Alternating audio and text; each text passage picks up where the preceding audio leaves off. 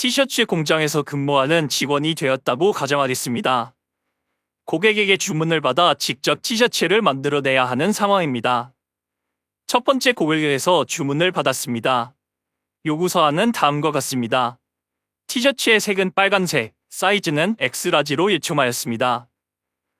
이 주문을 바탕으로 티셔츠를 만들기 위해 변수를 만들었습니다. 해당 주문으로 만들어진 티셔츠를 티셔츠 1로 정의하고 티셔츠 1의 색과 사이즈를 각각 변수로 저장하였습니다. 이제 두 번째 주문이 들어왔습니다. 요구사항은 다음과 같습니다. 색은 초록색, 재질은 면으로 만들어진 티셔츠를 원하는 주문입니다. 마찬가지로 변수를 만들어 저장해 보겠습니다. 그런데 여기서 몇 가지 문제가 발생합니다. 먼저 첫 번째 주문과 두 번째 주문의 요구사항이 다릅니다.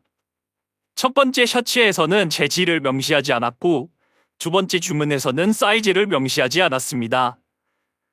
두 번째로 주문이 많아지고 만들 티셔츠가 늘어날수록 변수가 너무 많아지게 됩니다.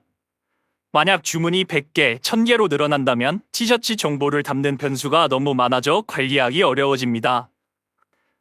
이 문제를 해결하기 위해 고객에게 통일된 형식의 주문서를 제공하면 어떨까요? 주문서에 주문 시 필요한 항목을 적어서 고객에게 나누어주고 각 주문이 반드시 색, 사이즈, 재질 세 가지의 동일한 항목을 포함하도록 만들면 문제가 해결됩니다. 이제 모든 주문을 이 주문서의 형식에 맞게 작성하도록 할 수 있습니다. 이렇게 하면 주문서 형식이 정해져 있으므로 모든 주문이 동일한 기준으로 저장됩니다.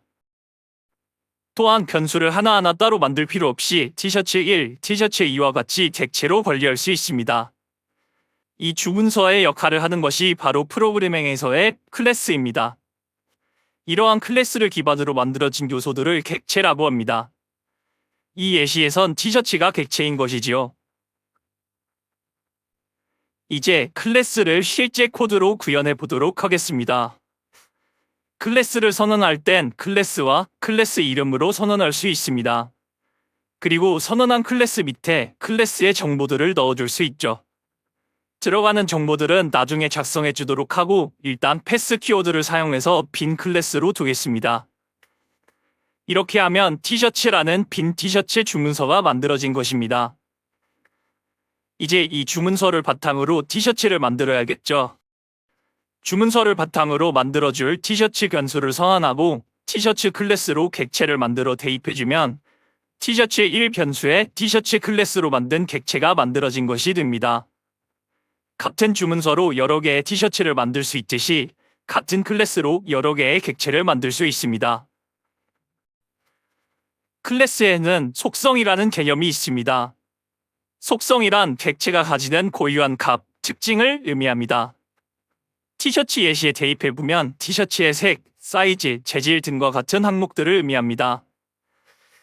그리고 이러한 각 속성에 속성값이 들어가고 똑같았던 객체들이 서로 다른 속성값을 통해 각자 고유한 객체가 되는 것이죠. 이러한 속성을 사용하기 위해서는 객체.속성의 속성의 형태로 사용할 수 있습니다.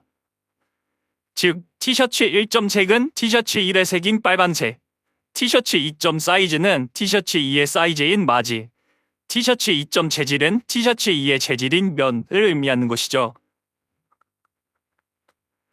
티셔츠 클래스로 만든 객체의 속성값을 지정해 보겠습니다. 이렇게 각 속성의 속성값을 설정해주고 출력해 보겠습니다. 설정한 값대로 잘 출력됩니다. 마찬가지로 티셔츠 2 객체에도 속성을 지정해주고 출력해 보겠습니다. 이런 식으로 각 객체의 속성을 지정해 줄 수 있습니다.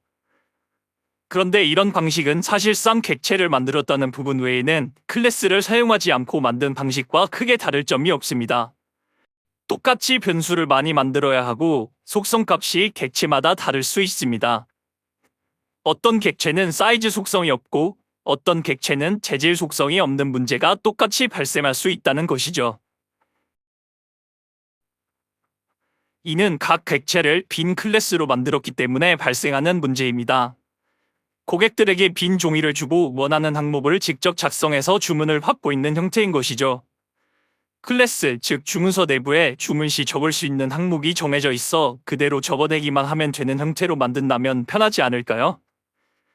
이를 위해 클래스 내부에 생성자라는 것을 만들어줄 수 있습니다. 생성자는 클래스를 통해 객체가 만들어질 때 자동으로 실행되는 함수입니다. 클래스 내부에 생성자를 만들어 객체를 생성할 때 설정할 수 있는 속성값을 정해두고 객체가 생성되자마자 속성값을 지정해주는 방식으로 사용할 수 있습니다. 생성자는 다음과 같은 형태로 이루어져 있습니다. 언더바 2개, init, 다시 언더바 2개로 이루어진 단어로 함수를 만들면 해당 클래스로 객체를 만들 때 이 init 함수가 자동으로 실행되게 됩니다. 이 init 함수는 매개 변수로 self, color, size, fabric 값을 받아서 각 속성에 매개 변수로 받은 값을 넣어 설정하는 함수입니다. 여기서 self는 해당 클래스로 생성된 객체 스스로를 의미합니다. 즉 객체가 티셔츠 1이라면 self 값에는 티셔츠 1 객체가 들어가게 되는 것이죠. 생성자 함수에 전달하는 매개 변수 값들은 이렇게 클래스로 객체를 만드는 동시에 전달해주면 됩니다. self 값은 앞서 말했듯이 객체 스스로를 의미하므로 따로 괄호 안에 명시해주지 않아도 됩니다. 이렇게 객체를 만들게 되면 이 코드가 자동으로 실행되게 됩니다. 속성을 지정해주는 코드를 일일이 작성해줄 필요 없이 생성자를 통해 한 번에 설정해줄 수 있습니다. 클래스는 이렇게 객체의 속성을 설정할 수 있을 뿐 아니라 객체가 수행할 동작인 함수도 설정해줄 수 있습니다. 즉 클래스 내부에 생성자 외에 다른 함수들을 만들 수도 있다는 뜻입니다. 이렇게 클래스 내부에 저장된 함수를 메서드라고 합니다. 일반적인 함수를 선언하듯이 클래스 내에 메서드를 선언해 줄 수 있습니다.